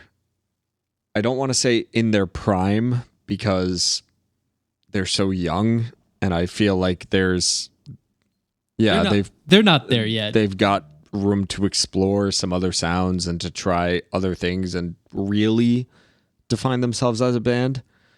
But where they are right now, if there's one song you listen to from this album, Speechless needs to be the one.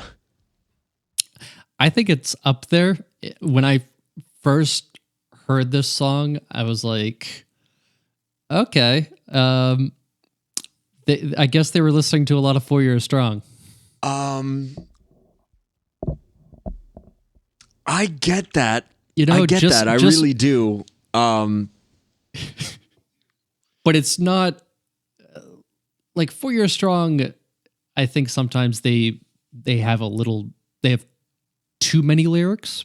This is clear cut and dry to the point, and it's not like 4 Year Strong does like the back and forth with like their two vocalists. This is just one straight vocalist, very simple chorus, which is like, you left me speechless. Yeah, you left me speechless. Yeah. Like sometimes you don't need to write.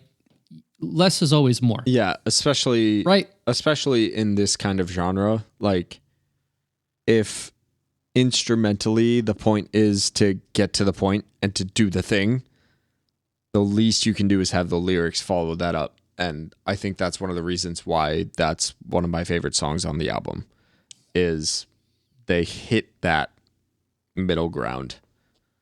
That's big. Yeah, Speechless is... You're speechless.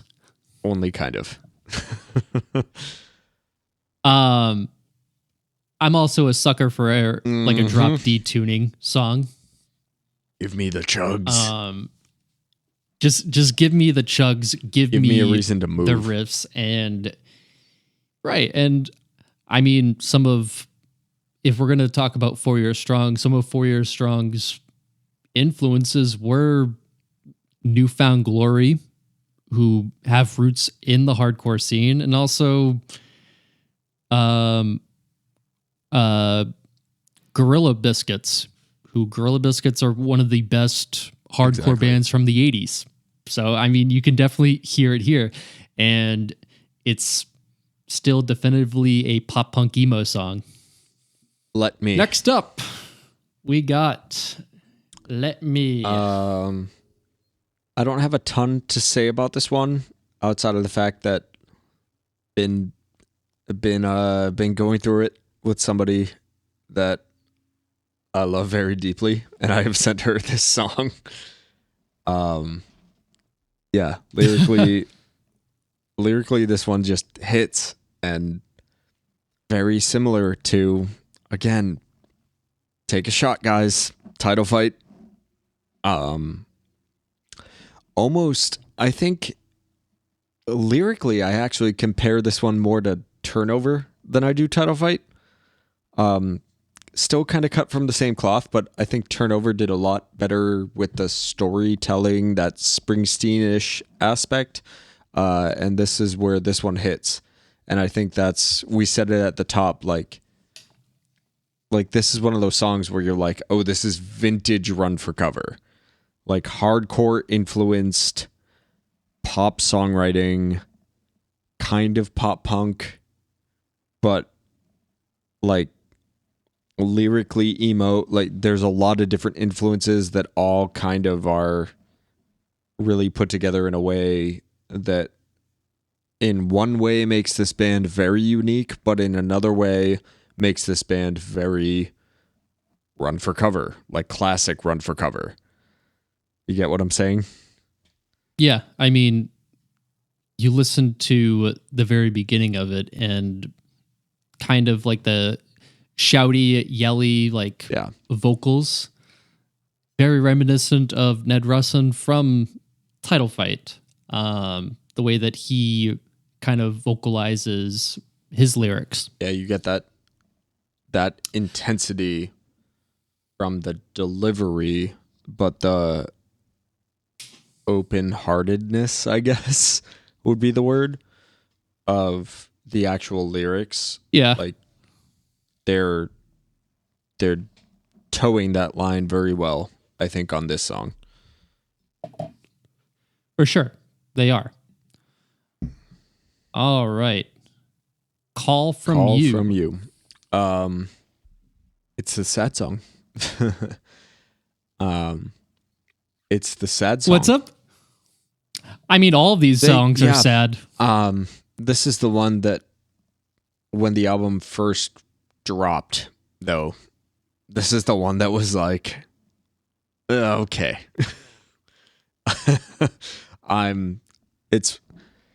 You ever been in that position where you're like going through some shit and you're listening to an album or something and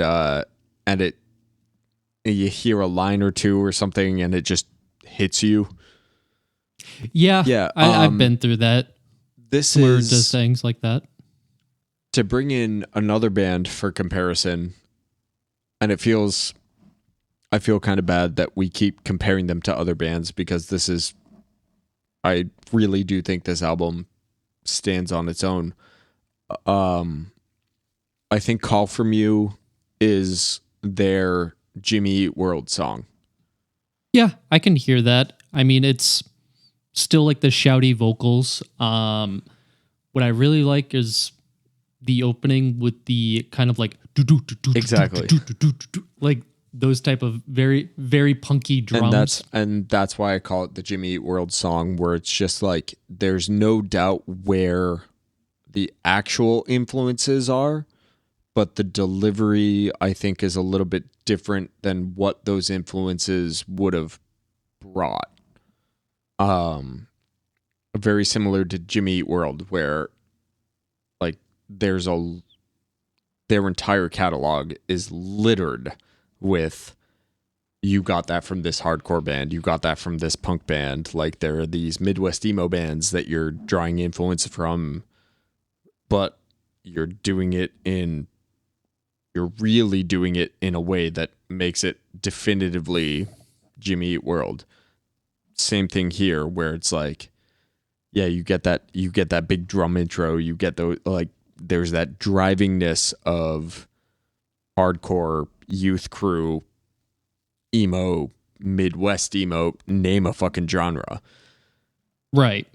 But this is one of the songs. It's not one of my favorite songs on the album, but there's that feeling of just like, you guys have found a way to distill those influences into a thing that is like, it's anxious. It's this band. It's not one of my favorites, but it is one of the most impressive tracks on the album, I think. I mean, it kind of encapsulates like who they are. Exactly. And I like the smooth transition straight into like Afternoon. It kind of feels like it's all. Yeah, I don't they're know. Both the same song. I don't know if that's so. I know as like doing the mixing work that I've done, I have tried, and next time we have Brad on, he and I can debate this. I've really tried in the mixing space, not the mastering space, to make those transitions work.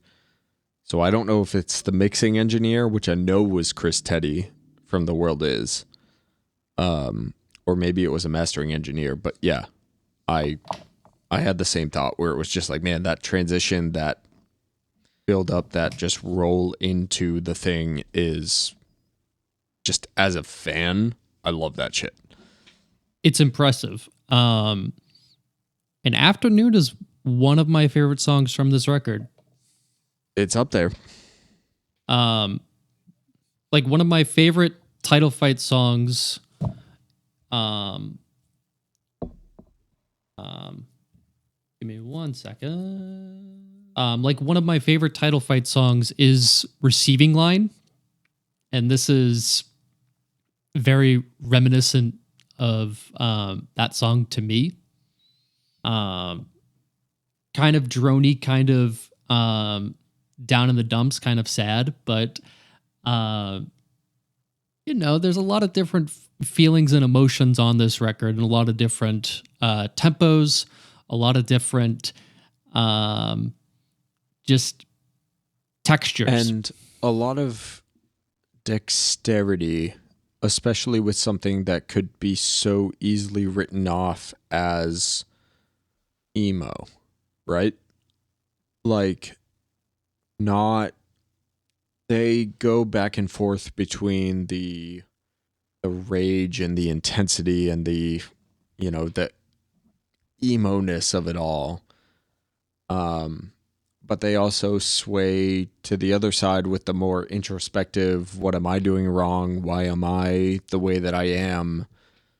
Like, there's a lot of these kind of albums that are very easily written off as angry white boy. And which, I mean, we've talked done. about it. We've gone over it. I don't think this album ever really goes that far in that direction, but it never goes into the full like slam poetry weirdness, abstract. Like, I think it's one of the most impressive parts of this album is how squarely they put themselves in that. It's not too arty, it's not too emotional, it's just, I think it's one of the reasons why this is already in contention for my album of the year. Like, it's just so genuine. Well, in this song, there's like kind of a nice little like narrative to it. Just like being late to meeting up with somebody and, kind of being indifferent towards that time. Like, first one is I ran outside with no time to check my watch, or I'd undo the purpose of keeping the time, but I did anyways. So I know I'll be late. I don't want to lie. It's second, almost Menzingers ish with the storytelling and this, like, the place setting. It's not quite there. I think the Menzingers do a better job of putting you in the exact situation, but Oh this yeah. is as close as this album gets to that story, for lack of a better term, storytelling, that like you're in the story. I love the little reference to Central Station. Um, New York has fucked all of like us up. it could be any right.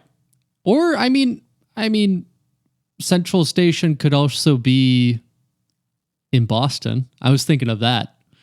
Because there's Central Square. The last part, You know, it's the reason why I brought up the Menzingers.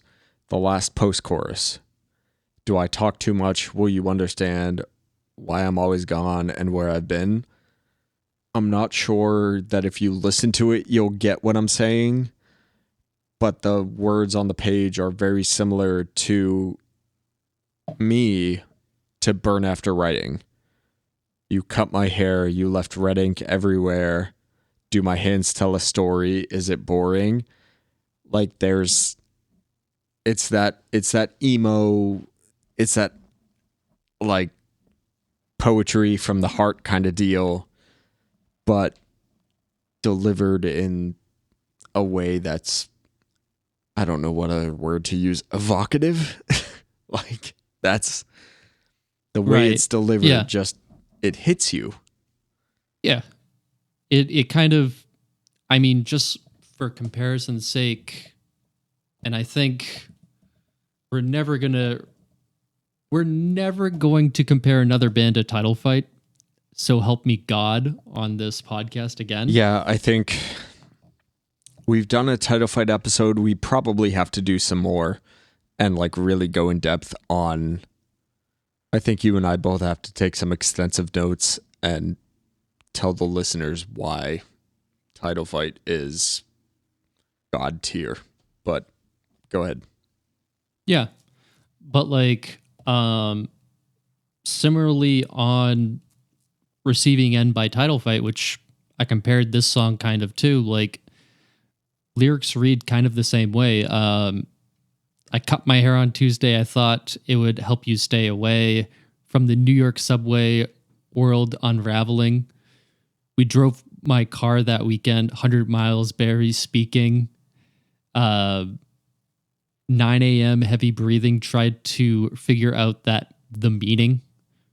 You know, it not word for word. It's not. It's a different narrative, a different story, and it's a different kind of thing, but it's a similar situation. Our emo asses are taking a breath right now. Yes. All right. And now, final song, When You're Gone, which it's a entire change of pace on this record. We have female vocals, who I don't think I see her in the credits here, or I don't see her. I mean, I'm sure we're going to find the credit there. Or we have like a guest appearance, I guess. And there's a little bit more like shoegaze influence in this song, I would want to say. It's her name is Stella Brandstuhl. I hope I'm pronouncing that right.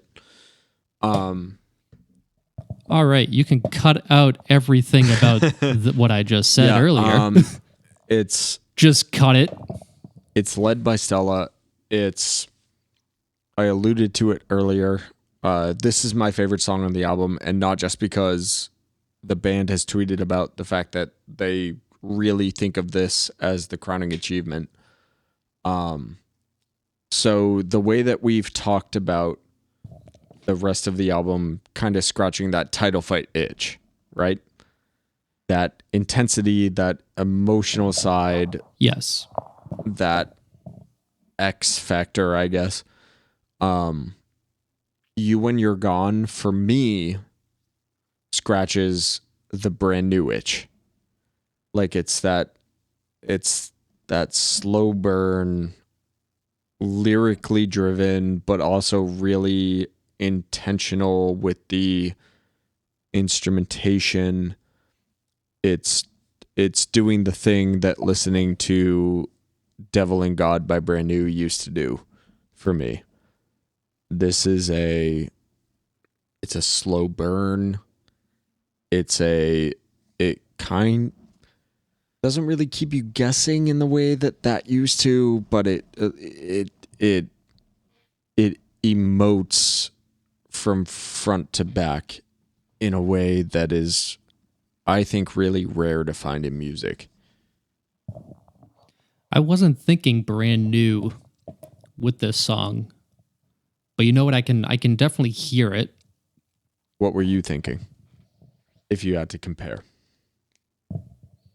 Oh, if I had to compare, I mean, I'll do another little Menzinger's call out, especially in verse 2. In 5th grade, you hit your head when I pushed you off the patio stone end. You made no sound, and before I caught you on your fall, you're the grounds. There's a realism. There's that's a story that's not ours to tell. It's probably not even whoever wrote the lyrics. Like, that's not,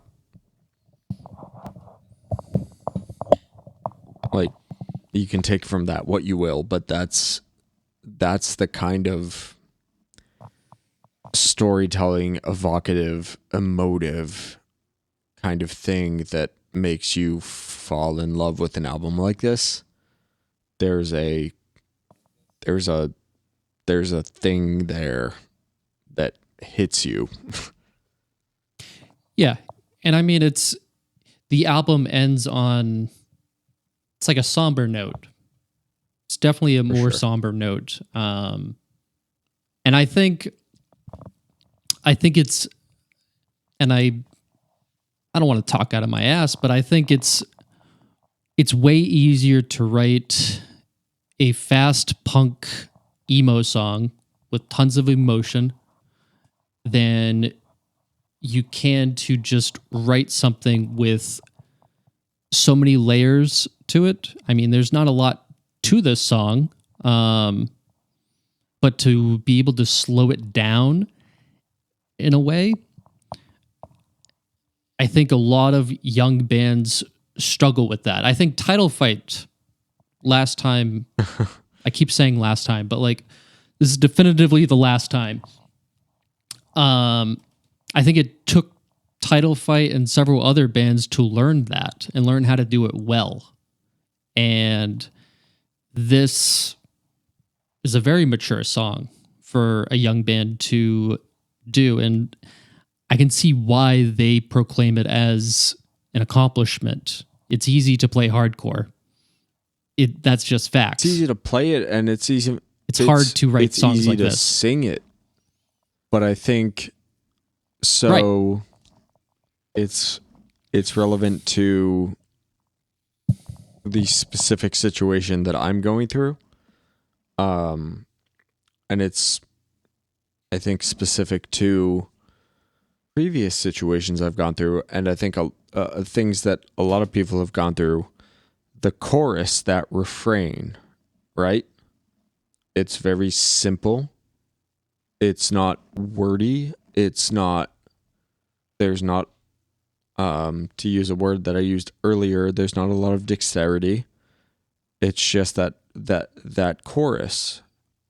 No one will miss you when you're gone, but I'll still love you.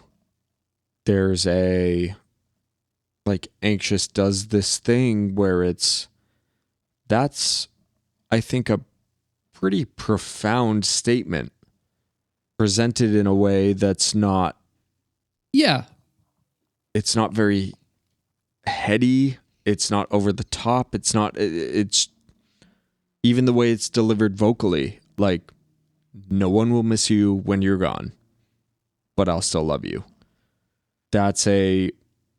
That's genuine raw emotion in the way that we've talked about with so many of the other bands. especially title fight, because you guys need to take a shot apparently. I finally thought of a band to compare this song to. It reminds me of one of the slowed down songs by Pity Sex that Brittany Drake would take the lead on and sing. That's what it reminds me of. That's another Run for Cover band you should definitely check out. If you're into the shoegaze kind of thing, if you like guitar tones, go for it. Pity Sex they're right there. But it reminds me of one of those slow down ballads that, Pity Sex would have on. They would have a couple on their album, and they always did them very well. And this is another kind of like pull from that band, for example. Yeah, I didn't think about it until you just said it, but yeah, Pity Sex is definitely an analog for what Anxious is doing here, which, surprise, surprise, another Run for Cover band. But yeah. And I think that pretty much wraps up this album. If you've made it this far, man, if you haven't listened to this album, what the fuck are you doing? This is a great album.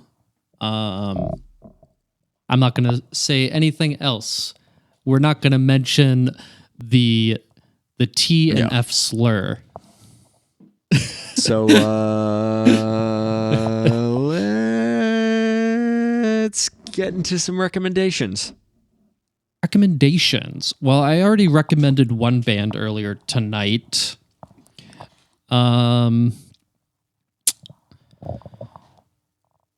Man, I would check out Pine Grove's new record. They're kind of that. They are emo Americana. Yeah. I think that's the best way to describe them. In their genre. They're fantastic. Believe their new album is called 1111. So make a wish. If you had to listen to one song from this record, I would recommend Alaska. I think it's a great tune to check out. I haven't checked it out yet, but